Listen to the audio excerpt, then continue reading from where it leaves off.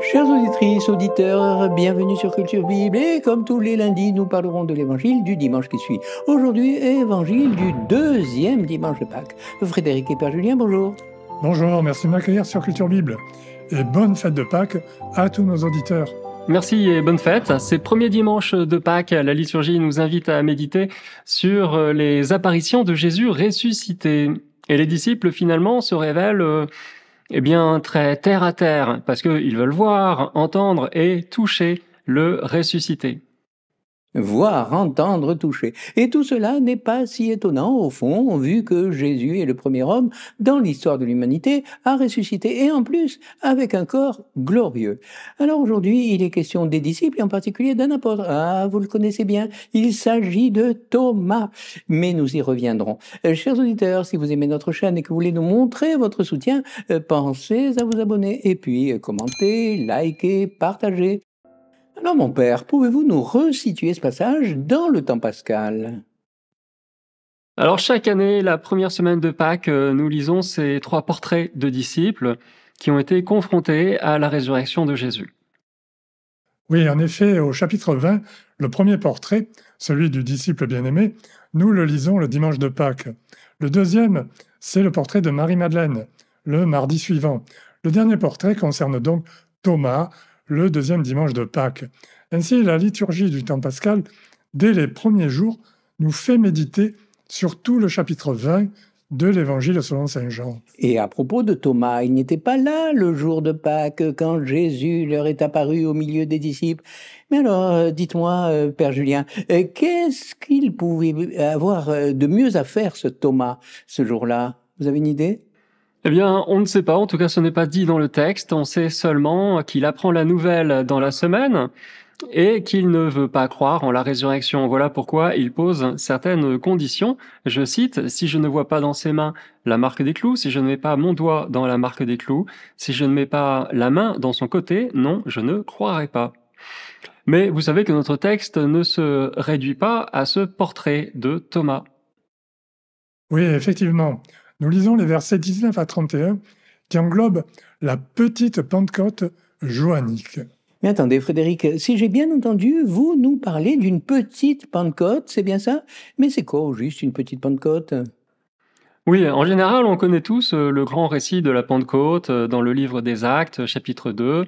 Luc développe le récit de cet événement 50 jours après Pâques et nous célébrons effectivement cette fête de Pentecôte 50 jours ou 7 semaines après Pâques. Chez Luc, la scène a une ampleur considérable, à la fois dans ses effets et dans la foule qui est concernée puisque Jérusalem était remplie de pèlerins à ce moment-là.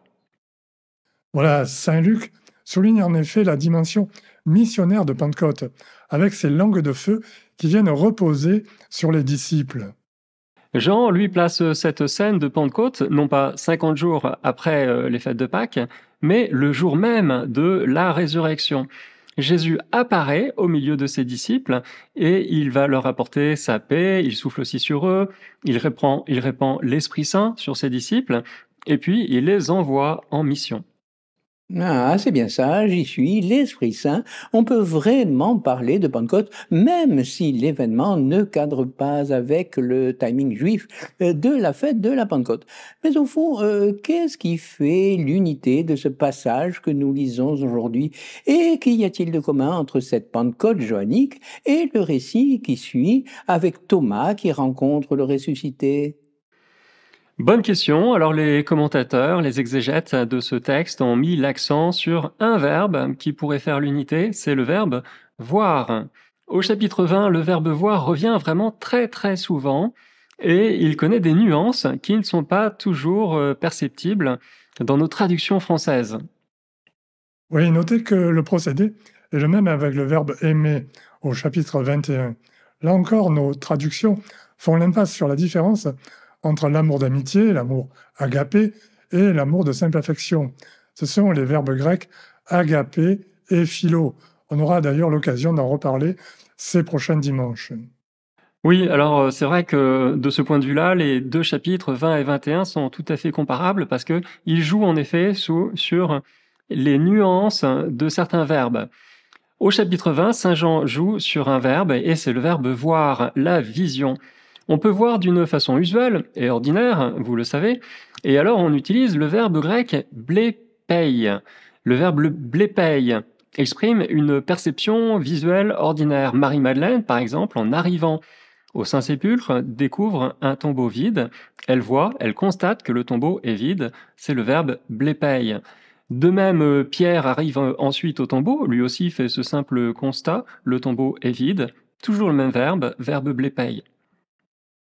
Alors le deuxième verbe que l'on traduit par le verbe voir est employé pour la vision sensorielle. C'est le verbe théorei. Pierre entre dans le tombeau et il examine avec tous ses sens l'endroit où le corps de Jésus a reposé. C'est une façon de voir plus insistante. Et puis le troisième verbe que Saint Jean utilise au chapitre 20, c'est le verbe orao. Il est employé pour la vision de l'autre disciple et c'est le disciple bien-aimé. Il exprime une vision plus profonde puisque à chaque fois, ce verbe orao, voir, est associé avec le verbe croire. Il est toujours associé à la foi. Voilà, on rencontre aussi le verbe oida, toujours traduit par le verbe voir. En fait, c'est le même verbe orao, mais à l'aoriste, une sorte de passé indéterminé. Notez que l'on retrouve ce lien entre ce verbe voir, orao, et la foi dans le dialogue entre Jésus et Nathanaël au chapitre 1. Je cite, « Je te dis que je t'ai vu sous le figuier, et c'est pour cela que tu crois, tu verras des choses plus grandes encore. » Et donc, l'unité de notre texte viendrait du verbe voir, un verbe toujours associé avec la foi. Le verbe croire, c'est bien ça? Exactement, dans le texte que nous lisons aujourd'hui, la Pentecôte johannique, au verset 19, et puis ensuite l'intervention de Thomas au verset 24, le verbe voir traduit toujours le grec orao, ce qui donne une unité, une forte unité à tout notre passage. La vision dont il est question, c'est une connaissance qui est ouverte sur la foi, mais ce n'est pas encore la foi, parce que le chapitre 20 se conclut avec ces mots « heureux, ceux qui croient sans avoir vu ». Et le verbe vu, le verbe voir, ici, est le verbe orao en grec. Oui, les nuances du verbe voir au chapitre 20, donc, manifestent différentes façons d'approcher le mystère de Jésus ressuscité. Mais au final, la foi reste un don de Dieu, un don surnaturel. Je cite Saint Jean au chapitre 6, « Personne ne peut venir à moi si le Père qui m'a envoyé ne l'attire, et moi, je le ressusciterai au dernier jour. » Voilà, on peut dire que la foi est un don de Dieu. Donc il n'y a pas de continuité, si vous voulez, entre toutes ces expériences que les disciples ont pu faire, que nous aussi, nous pouvons faire. Expériences de connaissance de Dieu, qui traduisent nos efforts pour connaître Dieu. Il n'y a pas de continuité entre ces efforts et puis la foi, parce que la foi sera toujours un don de Dieu, comme vous venez de le rappeler. Et donc c'est lui, le Seigneur, qui prend toujours l'initiative de nous rencontrer dans la foi. C'est vrai, dans ces deux scènes de l'Évangile qu'on vient de lire. Alors Frédéric, que pouvons-nous faire pour faciliter la venue du Saint-Esprit qui seul peut nous ouvrir les yeux sur la présence de Jésus ressuscité? Je vous écoute. Eh bien, Saint Jean nous dit ce que nous pouvons faire. Accueillir la paix et le pardon de Jésus. Voilà pourquoi Saint Jean dispose ici, au milieu de ce triptyque de portraits, cette Pentecôte légèrement décalée dans le temps. Voir Dieu, avoir foi en lui, c'est au fond savoir accueillir son Esprit Saint, sa paix, son pardon. Et d'ailleurs, la scène suivante, avec Thomas, un apôtre qui semble encore sous le choc de la crucifixion, on pourrait même dire complètement buté, montre bien cette nécessité pour Jésus d'intervenir directement pour dépasser tous les blocages. Alors, c'est encore plus vrai pour nous qui n'avons rien vu, de près ou de loin, et malgré tout, nous pouvons nous aussi faire l'expérience de Jésus ressuscité. Eh bien, merci à vous, Frédéric et Père Julien. Reconnaissons que ces nuances du verbe voir sont subtiles, mais ça valait quand même la peine de découvrir le texte grec derrière notre texte français. Et devant la diversité des situations au 1er siècle entre ceux qui ont vu et ceux qui n'ont pas vu, l'évangéliste Saint Jean affirme la primauté de l'Esprit Saint dans le fait de croire et de poser un acte de foi. C'est ça, très bon résumé, Jean. Jésus accompagne les efforts des disciples pour percevoir la présence du ressuscité.